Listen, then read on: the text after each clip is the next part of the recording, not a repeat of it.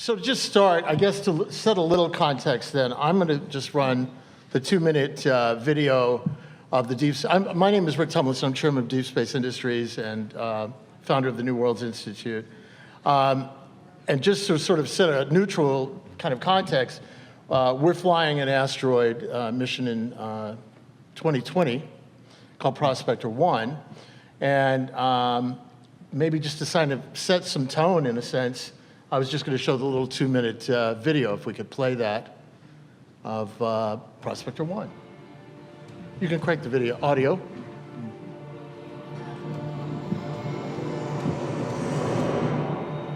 Deep Space Industries is on a quest to open the solar system, using the resources of space, in space. To begin this quest, we are launching Prospector X to demonstrate our revolutionary, yet rugged DSI technologies in low Earth orbit. Working with our partners in the government of Luxembourg, this tiny spacecraft will usher in a new era of clean space propulsion systems that are not only simple, but begin to build the deep space ecosystem of the future, as it uses water, one of the many resources we intend to harvest in space. Prospector X will prove our systems and technologies, preparing the way for the next step, Prospector I, our first mission to an asteroid. Once launched into low Earth orbit, P1 will use a dedicated small rocket booster to begin its voyage to our target. As it approaches the target, P1 will fire its water thrusters to rendezvous. From increasingly closer distances, P1 will carefully study and map the abundance of water on the target. Once this survey is completed, the information will be sent back to deep space operators, allowing us to begin to put together an assessment of the asteroid's makeup. Finally, P1 will then land on the asteroid. This final maneuver will allow our science team to understand the asteroid's geotechnical characteristics, what miners call its diggability. Most importantly, by its physical contact, P1 will establish the first commercial base on a space object. And from its new foothold, P1 will, at least for a while, broadcast its location, allowing Deep Space Control to keep tabs on our first active research outpost. From this small beginning, Prospector I will set the stage for an expanded exploration of possible asteroid targets, even as it blazes the trail for our next spacecraft systems, the Harvesters, that will voyage out to targets in space and, utilizing the resources they find there, process their own propellant to return our first payloads to our near-Earth facilities, just in time to supply and service a new wave of customers, from satellite operators to those building new facilities in space, from explorers to entrepreneurs, scientists to settlers, and all who are now stepping up and out into the high frontier. It has been said that if you can dream it, you can do it. And so we are. We are Deep Space Industries. It's not just our name, it's what we do. Now, just real quick, I will say that this, along with ambitions to go to Mars and people that are heading towards the moon, I think sets the context for our conversation. So it's not just about asteroids. But I got a good commercial in there, didn't I? Yeah. We could do it as a discussion, too. Just interrupt and so on. Okay. My name is Henry Hertzfeld. I'm a research professor at George Washington. Oops. It's not mine. University, and I also teach space law class at the law school at GW. And the title that we were given for this panel is Space Settlements and Sovereignty. Settlements probably a ways off, and sovereignty may not even be the right term because it comes from Article 2, the whole idea here of the Outer Space Treaty. Let me read it to you. Outer space, including the moon and other celestial bodies, is not subject to national appropriation. That's the key word. By claim of sovereignty, by means of use or occupation, or by any other means. So it's appropriation, in a sense, that the drafters of the treaty back in the 1960s were worried about. They were also worried about a few other things. One One of them was they wanted to avoid the colonization of space in the sense that terrestrial colonization existed in the 18th and 19th centuries. And I think it was a way of saying, again, peaceful purposes. Let's not lead to exploiting and resource fights and so on among, in those days, the Dutch and the British, the major nations. Today, of course, it's different nations, but the idea is still the same. They had some analogies, the high seas, and in the same era, the United Nations Convention on the Law of the Seas was drafted and ratified. A little before that, as a result of the International Geophysical Year in 1958, we had the Antarctica Treaty as well that established zones, again, of no sovereignty, no appropriation in Antarctica. And of course, the high seas as well, as I mentioned with the, that treaty. There was also a principle of international cooperation that they were espousing, and one of the freedom of access. And these treaties, this set of treaties, but really I'm talking about the Outer Space Treaty as the master document, set up a number of principles and ideals. Are they enforceable? Are they still applicable today? Well, I think the principles are applicable, but we know they are violated, and the enforcement is very weak, and something we may have to work on in the future. But I see no reason to get rid of the treaties, but I do see plenty of reason to begin to look at them carefully and to try to work with them, because if we don't, the technology is going to, is developing very rapidly, and it's going to outrun some of the things that we have held internationally as principles in the treaties. So, and there's one other treaty, the Moon Agreement, which is essentially a failed treaty. It's only been signed or ratified by 20 nations, none of them major spacefaring ones. And it's a whole different discussion about common heritage of mankind, Article 11 of the Moon Treaty, and some other precedents there. We could get into that in some questions later, but I think it diverts us from this topic of sovereignty. And I think it's also important, and then I'll be quiet for a few minutes, to define sovereignty. And I have one definition in front of me. It's probably as good as any other. It's the power of a state to do everything necessary to govern itself. And then some examples such as making, executing, and applying laws, imposing and collecting taxes, making war and peace, and forming treaties or engaging in commerce with foreign nations. Some of those examples are clear violations of those treaty principles. So can we have settlements in space? My bottom line is we probably can, but not without restrictions. I'll turn it over to my colleagues here, and then we can come back to talk about some of those restrictions as we move along. All right. So I have a couple real basic slides, so might as well show them since I prepared them. I'm not going to wow you with any amazing graphics, though, so keep that in mind. There's been a lot of nicer looking talks throughout the day. I'm Jacob Haqq-Misra, by the way. I am a research scientist at Blue Marble Space, and this is my first time coming to the Mars Convention Society. I'm supposed to drag this to the side. There it is. Okay. And I can maximize it.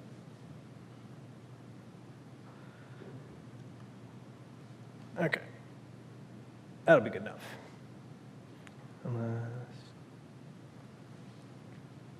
Unless anyone knows the shortcut to maximize, I'll just go with this. Or Control L. Thank you.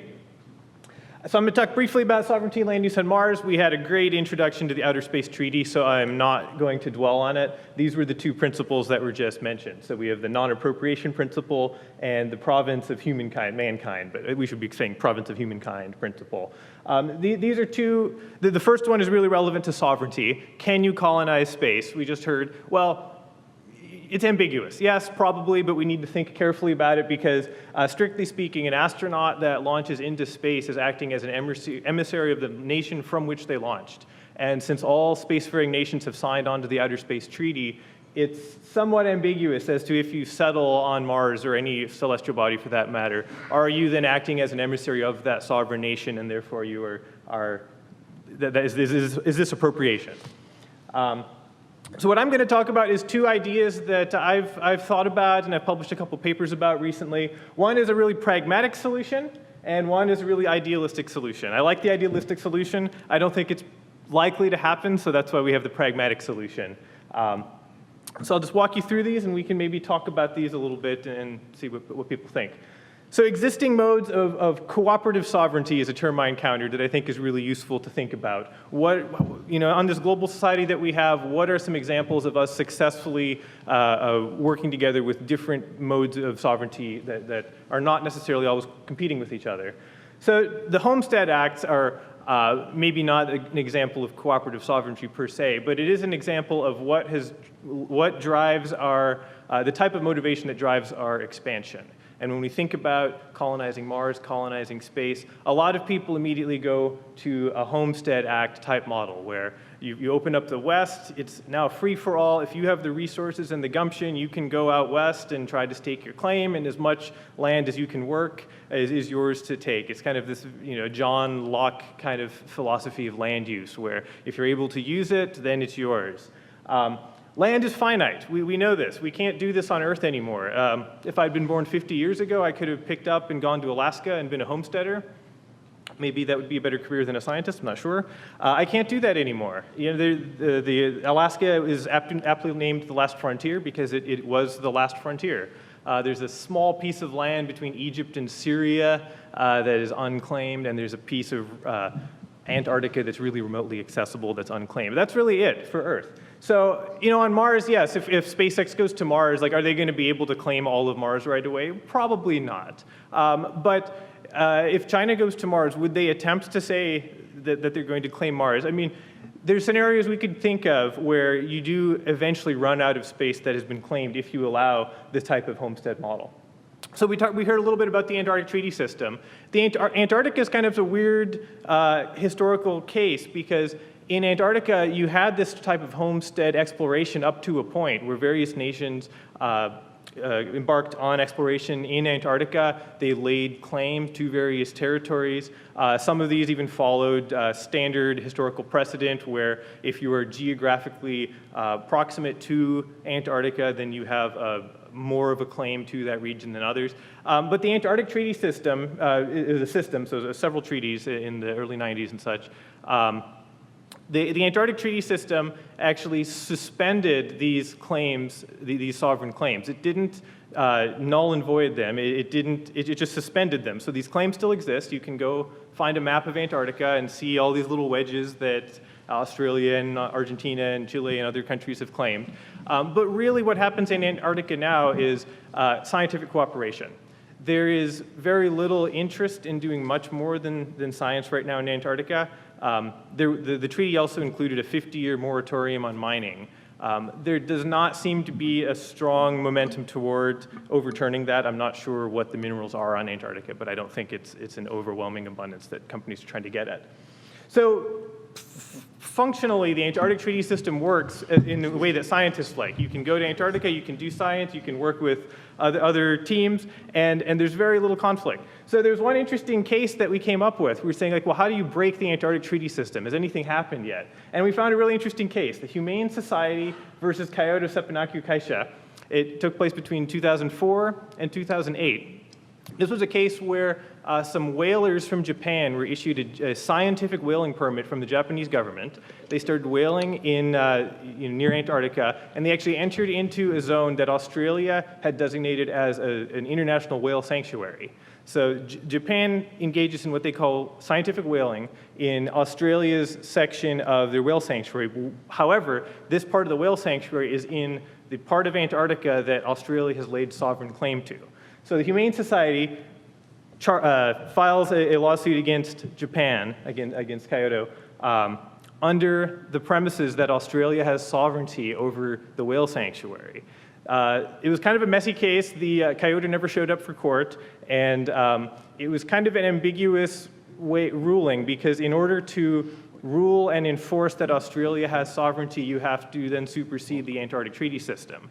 And so you were left in this ambiguous state where even though the court wanted to rule that this was illegal, there was no enforcement mechanism, because then you would basically throw this whole treaty system. What court? International Court of Justice. Sorry. Yep, thank you. And in case you care about the whales, what happened in this particular case is a few years later, New Zealand and Australia filed a separate case in the International Court of Justice that ruled that the whaling permits lack scientific merit. So the whaling has stopped, which actually means the ambiguity continues. We still don't really know what to do when somebody infringes on a sovereign nation's law in Antarctica where sovereignty is suspended. So finally, I'll just go really quickly. The law of the seas is kind of a de facto way that nations have governed the oceans. The United States has not signed on to the third iteration of this, mainly because there's a requirement for mandatory redistribution. And that tends to be a very unpopular historically among nations. The US tends to abide more or less by the law, but we haven't signed on to that.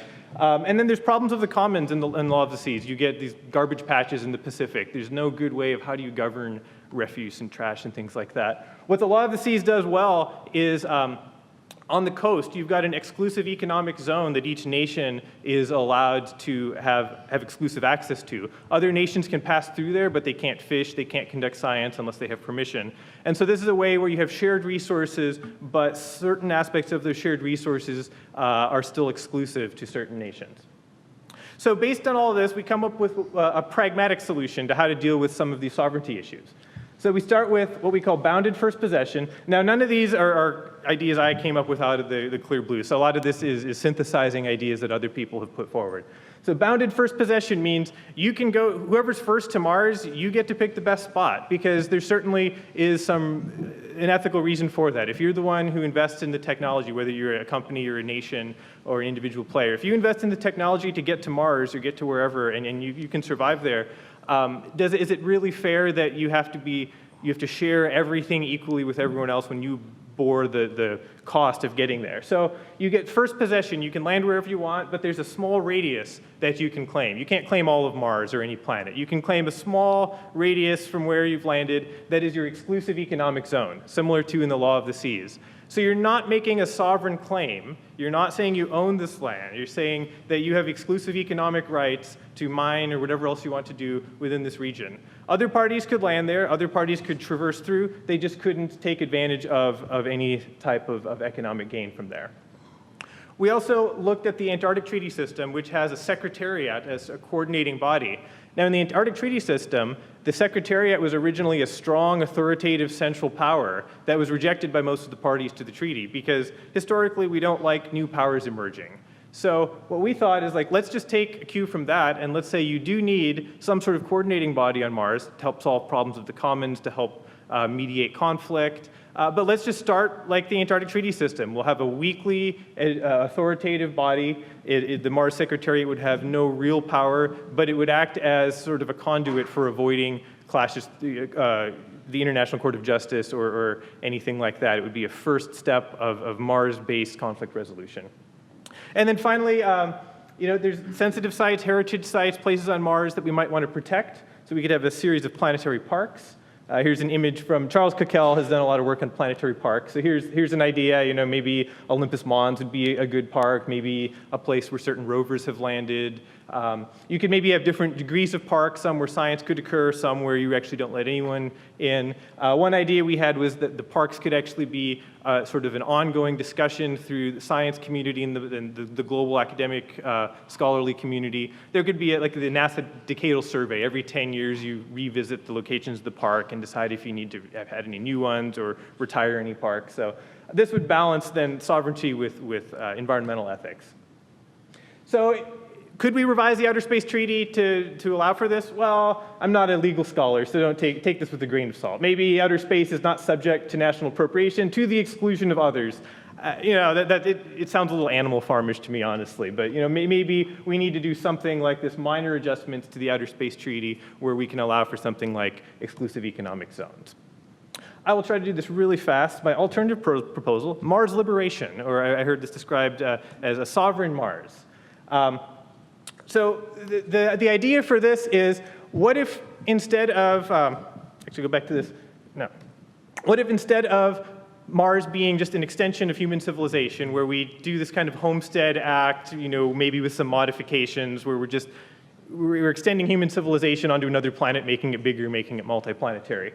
Well, what if we have, I came up with sort of a set of rules where, what if we embrace this idea of planetary citizenship instead? And what if we say that Mars should have its own sovereign state status? And I call this liberating Mars. What if we go into Mars where, before we set foot on Mars, we decide that Earth should not have any controlling interests on Mars, but Mars should instead be used for the purpose of developing a second instance of human civilization, so we can actually do novel experiments in government and society that we've never been able to do. So just really quick, some of the provisions of this. So if you leave Earth and you go to Mars, you are now a Martian. You relinquish your planetary citizenship. This would be probably the biggest change to the way international law works. Right now, there's not really a way to relinquish your planetary citizenship, maybe at the passport office or something like that.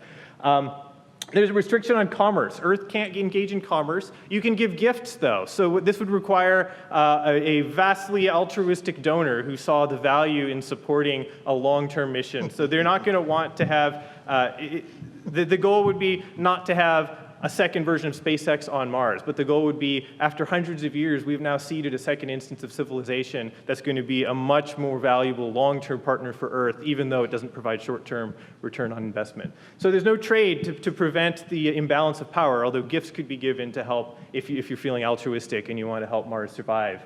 Science is fine. You can do science as long as they're mutual goals. Earthlings can't lay claim to Mars. The Martians, the humans on Mars, are the ones who get to make the decisions for what to do. And then the Moon Treaty was mentioned really briefly, and I took a cue from the Moon Treaty, which is objects brought from Earth to Mars become permanent fixtures of Mars. So that means you can't have Earth property staying on Mars. If you bring a shelter to Mars, it's now Martian. And so the purpose of this, a sovereign Mars would allow us new experiments in nation building, new ideas of civilization. And what kind of government would develop on Mars that was left completely independent to decide what it's going to look like? What kind of currency would develop? What kind of art? What kind of music? What kind of theater? What kind of relationships? What kind of family structure? So there's a lot of different things that I think would open up if we took sort of this radical view. Again, idealistic, but just to close, I kind of modified Carl Sagan's famous quote here. I think Mars should belong to the Martians, especially if they are human. Thank you. I guess I do want to. I want to make a comment. That was fun. So, again, I am not a lawyer, nor a scholar, nor an engineer or a scientist. I'm just a guy who has a company and does some stuff.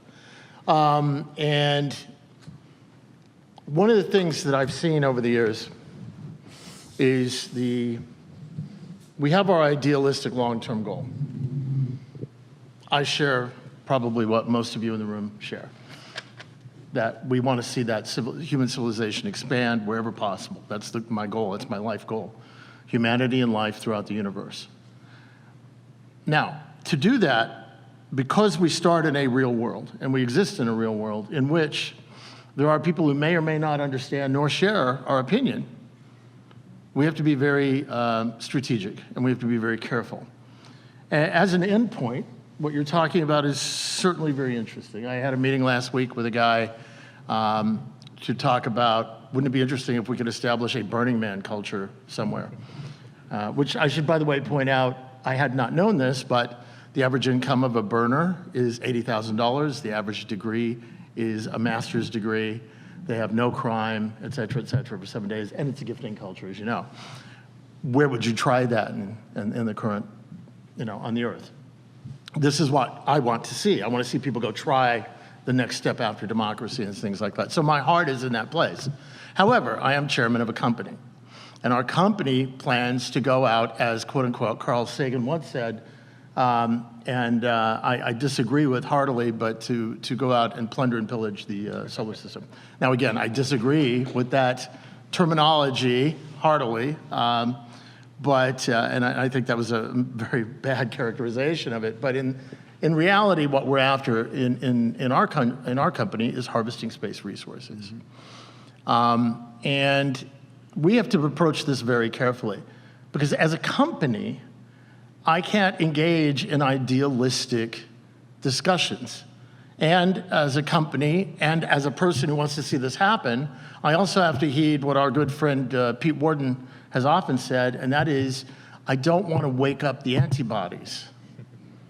So for example, a few years ago, there was somebody who came out and said, we should go to the moon and everybody's going to get, I don't know what it was, 40,000 acres or something. And immediately, I think it was within weeks, somebody at the UN started talking about trying to introduce something that would stop anybody from doing anything in space. So we have to kind of be a little cautious, be a little careful. But we also have to understand that there's no instance in human history where human beings have gone to a place when they have not, those people at that place, have not created or insisted upon protections and regulation to support their own society. We know that will come. So how do we edge into it? Well, as you saw last year, there was a thing called, popularly called the Space Act. It's called the Competitiveness Act. HR 2262. Thank you, sir. We have a guy who does that, and he's an amazing fellow. But Title IV refers to our work in space resources. And I have to tell you, people say that what we're doing is science fiction, and they, wow, that's just crazy-ass science fiction, the stuff you're doing. You know what's science fiction? The White House and Congress all agreed on this bill and signed it. So I could do anything. If they could do that, we're go for liftoff. And they signed this bill. Now the bill, to quote it, if my Mac hasn't died, which I think it may have, yep. Good, I hate quoting stuff. Basically, it talks about the ability of our different companies, commercial entities, to operate in space. You'll correct me because I'll probably paraphrase this incorrectly, but to be able to harvest, utilize, sell, own, et cetera, the resources that we acquire. Now, the understanding I have is this is based on what we call customary law in the ocean, and the best analogy was the fishing analogy, which I think is really good, and that is, if I have a boat in the ocean, I do not pretend that I own that piece of the ocean. If I'm over a school of fish, I do not own that school of fish. If I put my net around it, I apparently probably still don't really own that school of fish. It's only when those fish are on the deck of my boat that I own that school of fish. Now, there is also, I think, in the customary law realm, an understanding that the boat next to me can't scoop up under me and take that away. And I think that's in the realm of what we call harmful interference. Intentional harmful. Intentional Intentional harmful. was not put in the wording. In the final wording. Yeah, but I mean, a lot of accidental interference can occur too, and we can deal with that in different ways. But the words, words of that paragraph are obtain the resources. Yes. And what I like to point out is that title is a very baby step. Yes. It says nothing about how we obtain it. It says nothing about first to claim or anything of that sort. Some earlier versions did. Yes.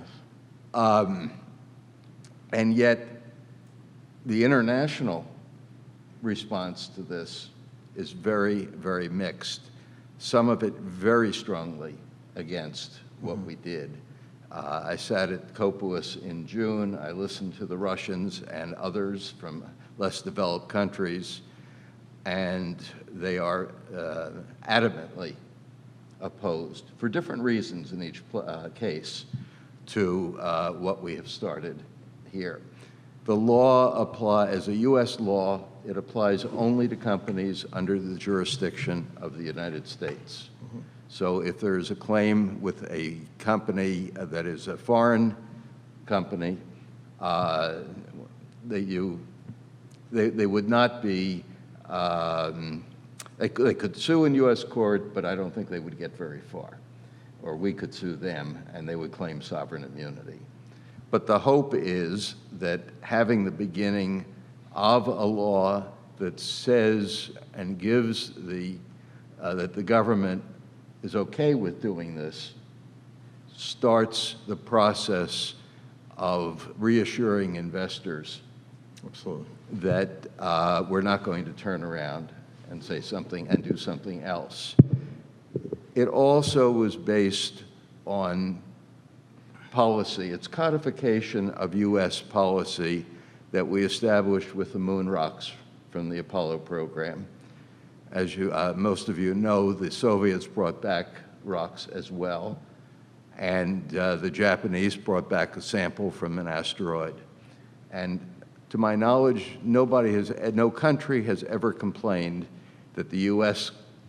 enforces the government ownership of those rocks quite emphatically. If you have one in your pocket, they will come after you with criminal charges. The Soviet Union and Russia have actually auctioned off some rocks. They approach it a little differently. I understand the Japanese samples are in a museum in Japan. But other nations haven't complained about that, and that this did establish, at least for scientific purposes, possibly more, that this type of ownership of resources after they're obtained is okay. Yeah, I want to talk a tiny bit about the process of drawing up this act. Its initial introduction was a fairly harsh in terms of international legal language. It was fairly strong, not harsh, but it was fairly strong and assertive. And what I was very proud of watching the different space groups, the different organizations, the staffers, the state people, folks like yourself and others who were involved, was that there was a real effort to bring it into line with the space treaty. And it refers back to, it echoes language from the Outer Space Treaty in several places. It plays homage to it quite well, actually, and yet we still got the kind of reaction. But we had a couple of other reactions, too, that I want to point out.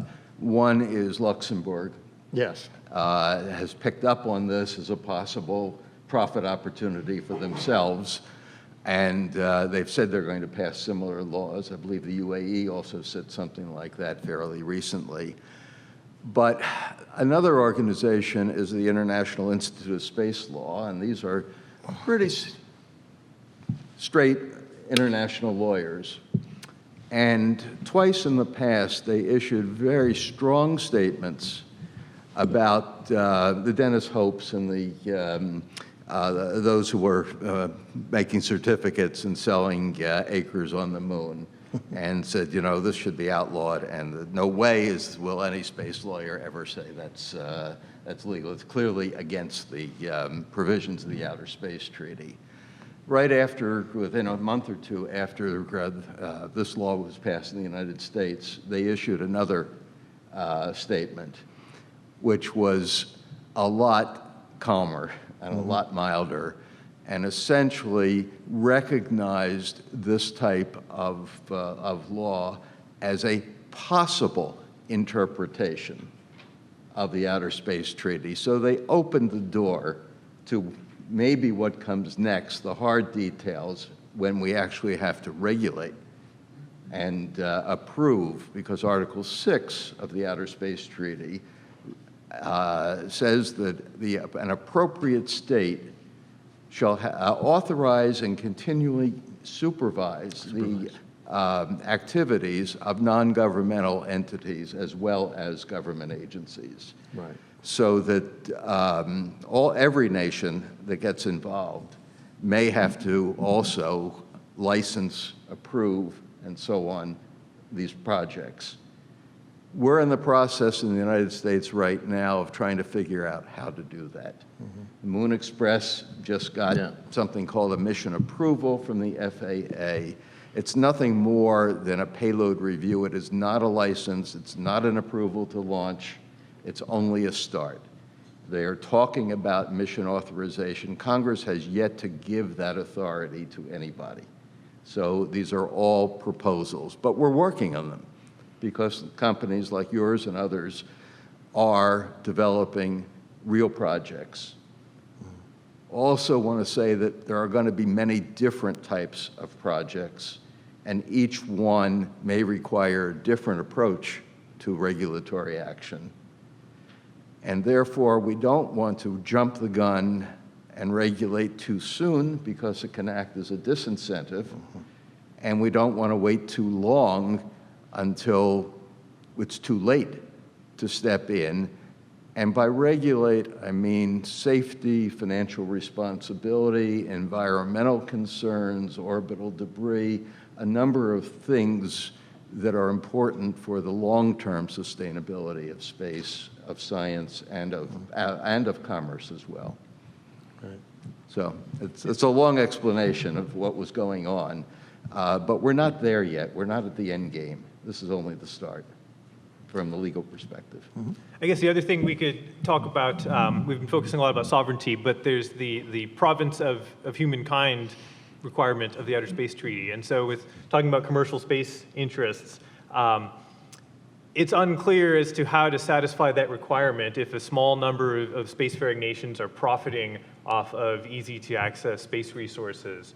I think I'm not very aware of what other nations said about the Space Act, but I know there was the Bogota Declaration a while back where a lot of equatorial nations were concerned about the fact that their space above their nation was being used. So there's a lot of sense of inequity among nations that are developing and don't yet have a viable space program. And I'm not saying we shouldn't do space industries, of course, but I think there's definitely a big trade. There's a problem to be yet addressed into how do we make space equitable when there's clearly an advantage for certain players over others. Then one approach to that in that Moon Agreement is what killed it. Yeah, that's right. As well. Because it was required to have equitable sharing. Yeah, not equal, so, But equitable, yes. Yeah, I don't want to go down that path right now and right here because I just want to remind everybody of one thing. We say the OST, the Outer Space Treaty, they're shorthands. The actual title of the treaty concerns the exploration and use of outer space by human beings. Right. So we don't really have a treaty on Mars, about Mars. We have a treaty about human use of Mars and exploration. Right. Interestingly, the Moon Agreement, though, adds the word exploitation, recognizing perhaps commercial operations. It's a little contradictory with science and commerce, but if we don't do anything in space, we have to do things in space to use it. Mm-hmm. And there's a contradiction even there about using and then providing disincentives to companies to use it. Mm-hmm. So I think we can find within the treaty ways of doing what we will be doing in space, commercially as well as government operations. I just wanted to correct one thing you said, Jake, and that is we're not going to tweak the treaties. You would need a formal amendment. Oh, yes. And that's tough to get. Now, by tweak the treaty, I meant you can amend the treaty versus you can replace the treaty, and replacement is a much bigger even an amendment to the treaty technically requires the approval of 50% of those states that have ratified it, which means 50 states would have to agree approximately.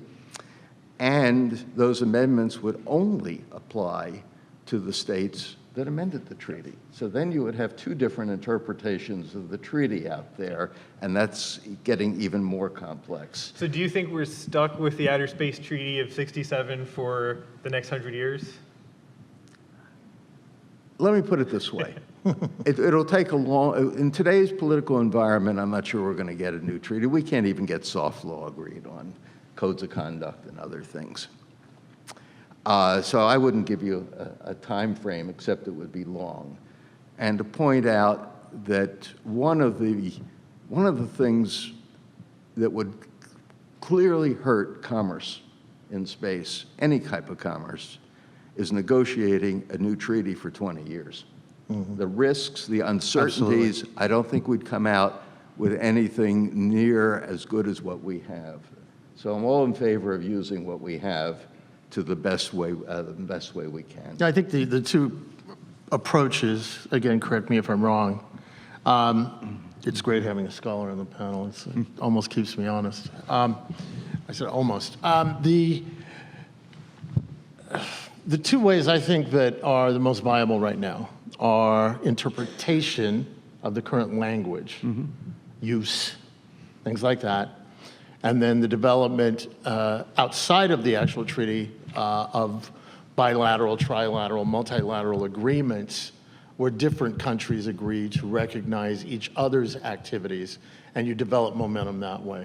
And then there's actually a third way to do it, and that is the encouragement of entrepreneurial activities in as many countries as we can possibly get on board. Because it's interesting, as soon as a country starts getting interested, their legislature will start looking at it. And I think we're going to start seeing more and more and more of that as we move into the years ahead. UAE, they want to play. Exactly. Yeah. I could see countries like, I could see countries like Mexico. I know there's some people in Mexico working on space activities. Japan has a very entrepreneurial bent to them. I think Sweden, there's some real interest in Sweden. UK. And frankly, I think that China on these issues will is coming along faster than there's a whole political element that may be a problem with China, but in terms of commerce and doing something up there, I think that they will abide by the treaties and also generally support the types of things we're doing in the longer run. Yeah, and I think, you've got the Russians, there are different, there are different, the political scene, but we're starting to see the occasional, I don't want to call them oligarch, but shall we say wealthy Russian getting involved in space activities, working with US partners and such, and as that begins to get bigger, that it will have more momentum that way. The developing world is really afraid of that they'll be there with too little too late. Yeah.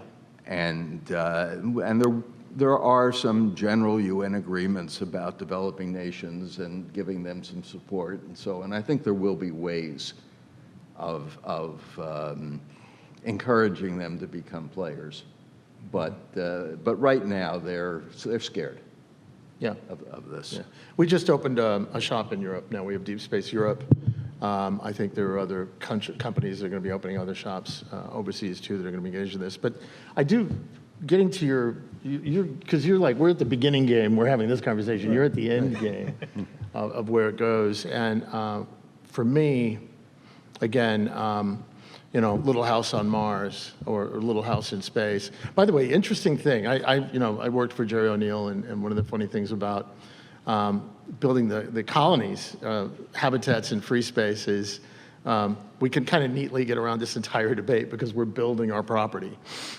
So those are not celestial bodies. We're just building the properties ourselves. But still, we're going to run into it. And there's some scary scenarios too. It's very interesting that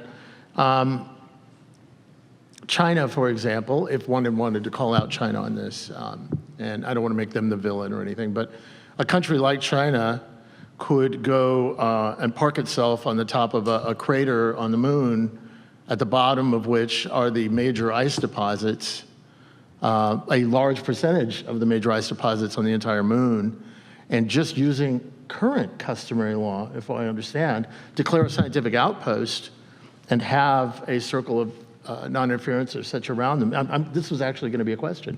Okay. Do you think that would constitute a potential fiat for ownership, let's say, or? First of all, there really isn't customary international law Okay, applicable to most of these things yet. Because you need two things as a lawyer in that. You need judicial opinion and state practice.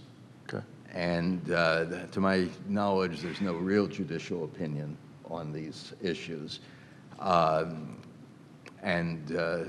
state practice is really state law regulation. You know, just, I think that, the other thing is the difficulty of enforcement.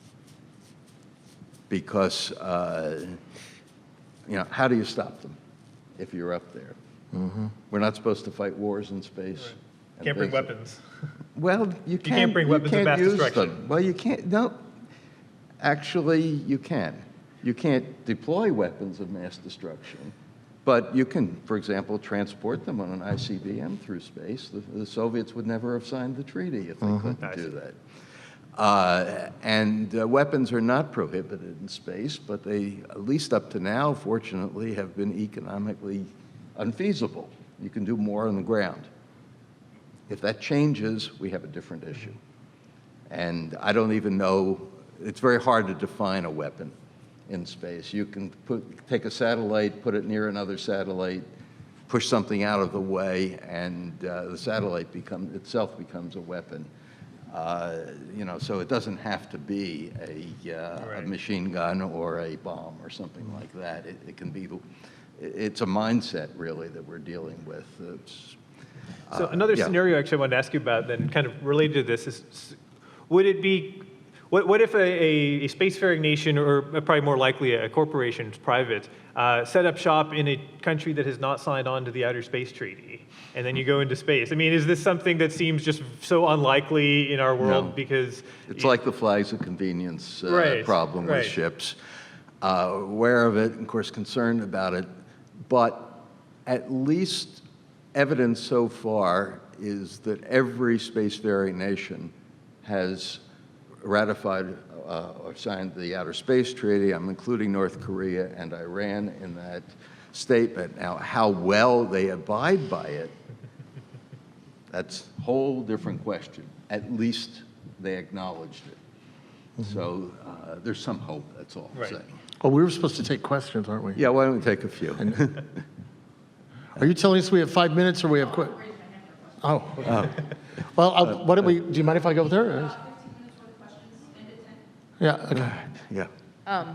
Okay, so I am an early career professional, and so I may be naive in asking some of these questions. But early on in the discussion, Jacob was talking about self-described some idealistic principles of how to govern these interactions. And then, Rick, you described being of a business mindset and that you have to be practical and realistic. But I feel like talking in black and whites is not always helpful because we really have to kind of live in the gray. And if we are going out and we know we're going to have an impact on anything that we do when we do when we're resource mining from space, is there any, I mean, we have a habit of using up resources in a way that's damaging for our future use of those resources. Is there any consideration for that as a private industry that's not being governed by anybody but yourselves in what you're trying to achieve? That makes sense? Yeah, I think there is, there has to be an ability to self-govern on our parts, absolutely. And of course, no pun intended, this doesn't happen in a vacuum. All right, we are operating with what we call a social sanction to operate. And if we were to operate irresponsibly, something would rain down on us, okay, in some form, in some way. However, just a quick side note on that, and this isn't about law and policy.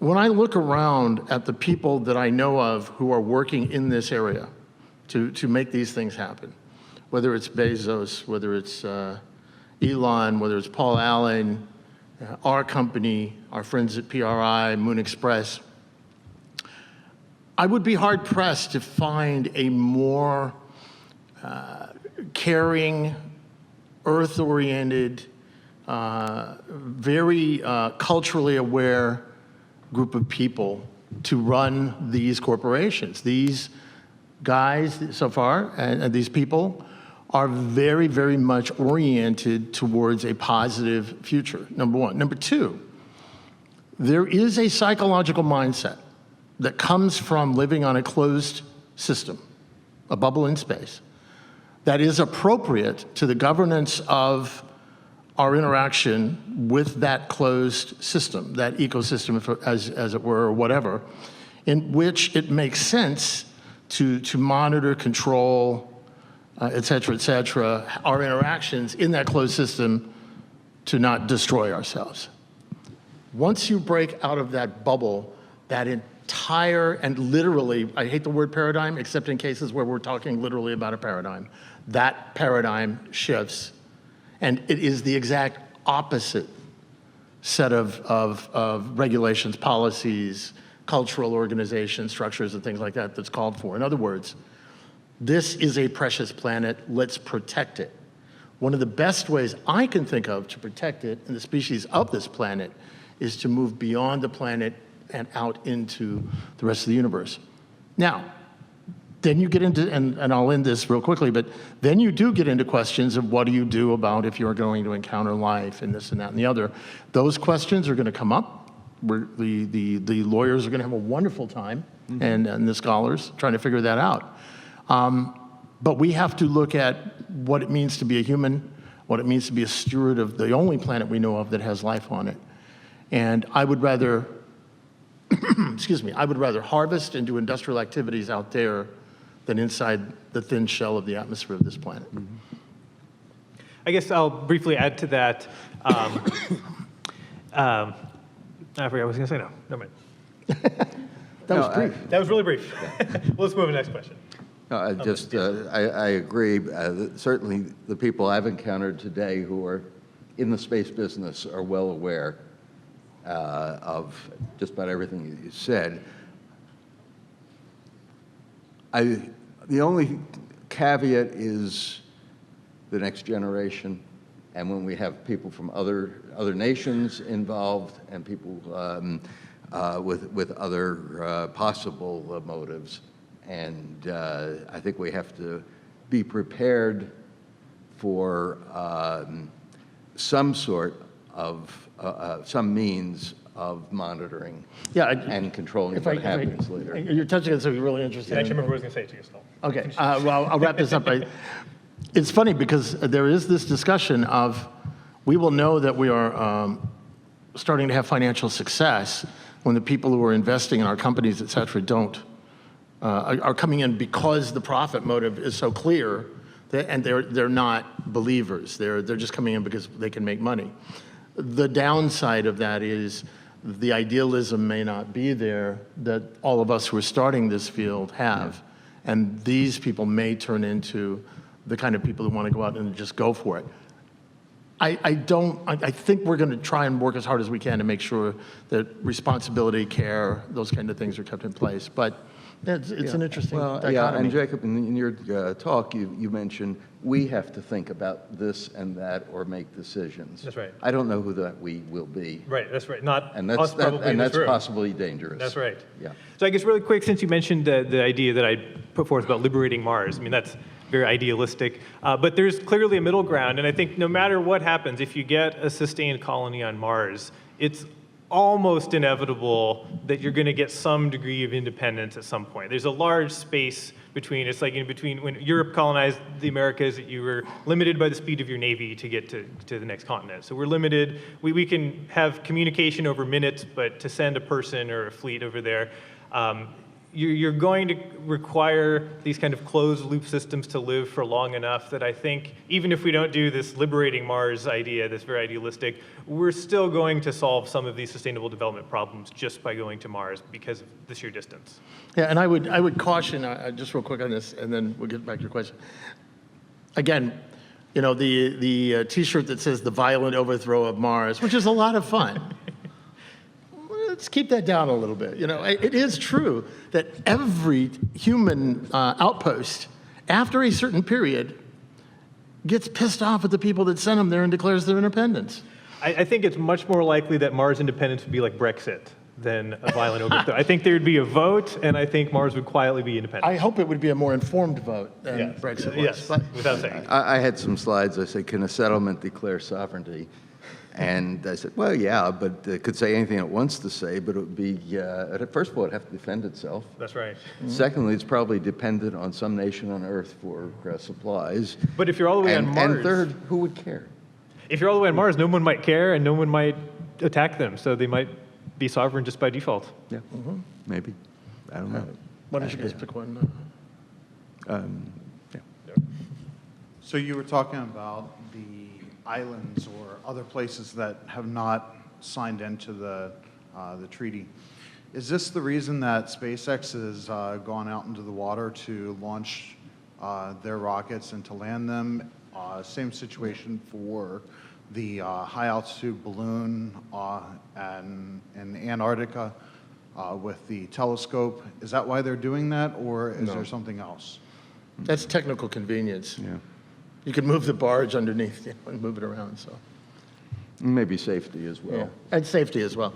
This gentleman, how you doing? So, two-part question. First, with respect to the articles in the Outer Space Treaty, it clearly talks about celestial bodies. And the fishing analogy, I think, is a good one. If from an asteroid resource, or it could be lunar or Martian someday, if you acquire resources from that celestial body, you're not claiming sovereignty over that celestial body. Just your comments on that. And then the part two would be probably mostly towards Rick in terms of with the asteroid redirect mission, bringing material back to cislunar space, industrial scale, tons of hopefully water-rich, volatile-rich carbonaceous material. From a DSI standpoint, the ability to teleoperate, very short time delay, be able to repair, bring equipment back for engineering evaluation, how would that material, if you were able to access it, help your business accelerate it, improve it? Right. You can make some comments on that. Well, I'll let, Maybe I'll chime in on the first one real quick. I think it has more to do with appropriation. So it might not be a sovereign claim to take a sample from an asteroid, but are you appropriating the asteroid? I'm not saying yes or no, but I think that's where the legal discussion would hang up, and maybe you have something to add to that. These are the future steps that we have to take to define.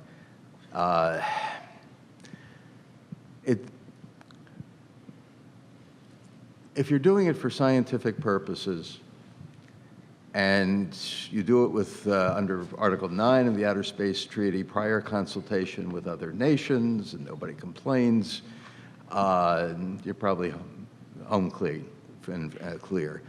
It's if you're doing it for commercial purposes,